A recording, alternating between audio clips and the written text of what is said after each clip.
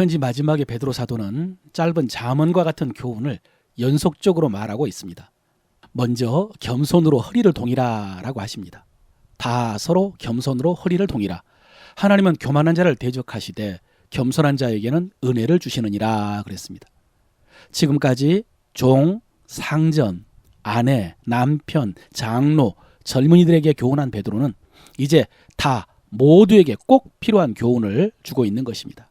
그것이 겸손으로 허리를 동이는 것입니다. 여러분, 베드로 사도가 겸손으로 허리를 동이라 라고 하니까 곧바로 생각나는 장면이 있지 않습니까? 제자들의 발을 씻기시는 주님의 모습입니다.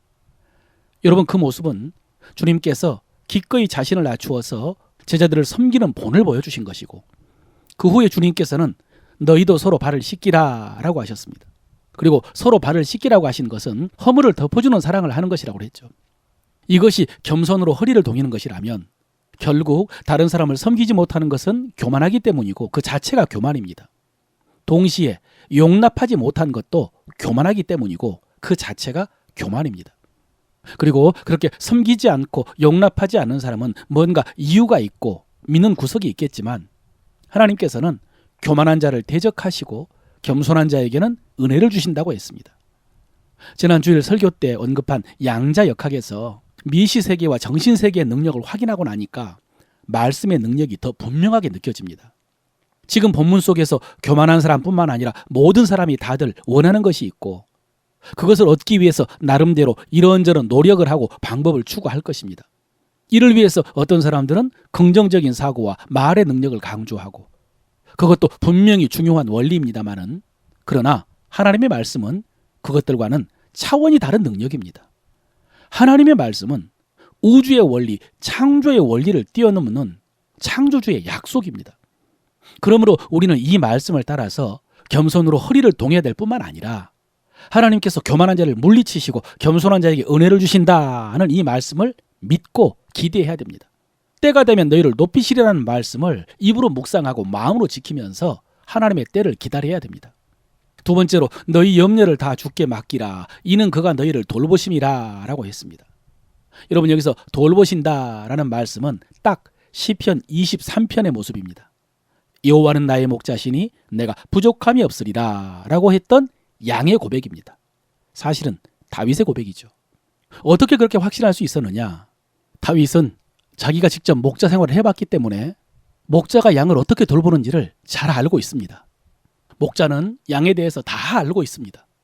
양이 먹어야 한다는 것을 알고 있고 양이 아픈 것도 알고 있고 양의 연약함도 알고 양의 미련함도 알고 양을 데리고 갈 길도 알고 가는 길에 맹수가 노린다는 것도 알고 있습니다. 그래서 목자에게는 대책이 있습니다. 준비하고 있습니다. 능력이 있습니다. 그런데 양이 그런 문제들 때문에 걱정하고 잠을 자지 못한다면 이게 얼마나 우스꽝스럽습니까? 나아가 얼마나 주제넘는 짓입니까? 목자가 있는데, 목자가 알고 있는데 양이 그런 걱정을 하고 있으니. 그런데 혹시 그 모습이 지금 여러분의 모습은 아닙니까? 주님께서 다 알고 계시고 준비하고 계시고 인도하시고 보호하신다고 했습니다. 그 주님께서 우리의 목자라고 했습니다. 그런데도 미련한 한 마리의 양처럼 잠들지 못하고 깨어서 걱정하고 있지 않습니까? 이제 하나님 믿고 하나님께 맡기시기 바랍니다. 여기서 맡기라라는 말씀도 실감나게 번역을 하면은 에피립토라고 해서 던지다는 뜻입니다. 지금 마음에 있는 염려 하나님께 던져버려도 전혀 무례한 것이 아닙니다. 오히려 하나님께서 기뻐하십니다. 그러니 염려되고 걱정되는 일 하나님께 던져버리고 여러분 편히 주무시기를 바랍니다. 마지막으로 베드로는 우리가 잘 아는 말씀을 권면하는데 8절 9절입니다. 근신하라 깨어라. 너희 대적 마귀가 우는 사자같이 두루 다니며 삼킬 자를 찾나니 너희는 마음을 굳건하게 하여 그를 대적하라 그랬습니다. 마귀가 우는 사자처럼 삼킬 자를 찾나니 근신하여 깨어라. 여러분, 이 말씀은 며칠 전에 살펴본 것처럼 베드로가 계집종 앞에서 주님을 모른다고 부인했던 사건과 연관이 있습니다. 사실 여러분, 주님께서는 베드로에게 이 일을 먼저 말씀하셨습니다. 네가 오늘 밤 닭이 울기 전에 나를 3번 부인하리라. 이 말씀을 하셨습니다. 그런데 이 말씀만 한 것이 아닙니다. 그 전에 사탄이 밀가부르듯 하려고 너를 요구했다라는 말씀을 먼저 하셨습니다. 결국 베드로가 주님을 부인한 것이 사탄의 시험이었다는 것입니다.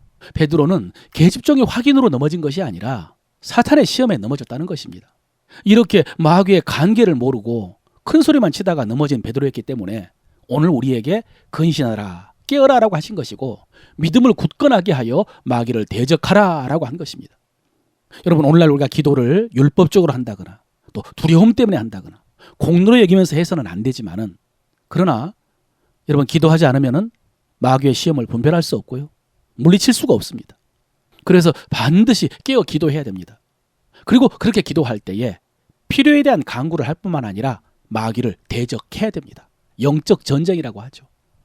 설교를 마무리합니다. 사랑하는 성도 여러분, 베드로 사도는 마지막에도 하나님께서 잠깐 고난을 당한 너희를 친히 온전하게 하시고 굳건하게 하시고 강하게 하시며 털을 견고하게 하시리라 라고 확신하고 있고 약속하고 있습니다. 그러나 이를 위해 또 앞에서 약속하신 그 겸손한 자에게 은혜를 주신다라는 약속이 이루어지기 위해서도 기도하시기를 바랍니다. 그래서 모든 시험을 이기고 사명도 감당하고 그렇게 해서 하나님께 영광 돌리는 여러분 되시기를 바랍니다. 오늘 우리가 입으로 묵상하고 마음으로 지켜야 될 말씀은 이것입니다. 겸손하게 섬기고 겸손하게 용납하겠습니다. 겸손하게 섬기고 겸손하게 용납하겠습니다. 하나님께서 겸손한 자에게 은혜를 주실 줄로 믿습니다. 하나님께서 겸손한 자에게 은혜를 주실 줄로 믿습니다. 깨어 기도하고 마귀를 대적함으로 시험을 이기며 하나님께 영광을 돌리겠습니다. 깨어 기도하고 마귀를 대적함으로 시험을 이기며 하나님께 영광을 돌리겠습니다. 아멘.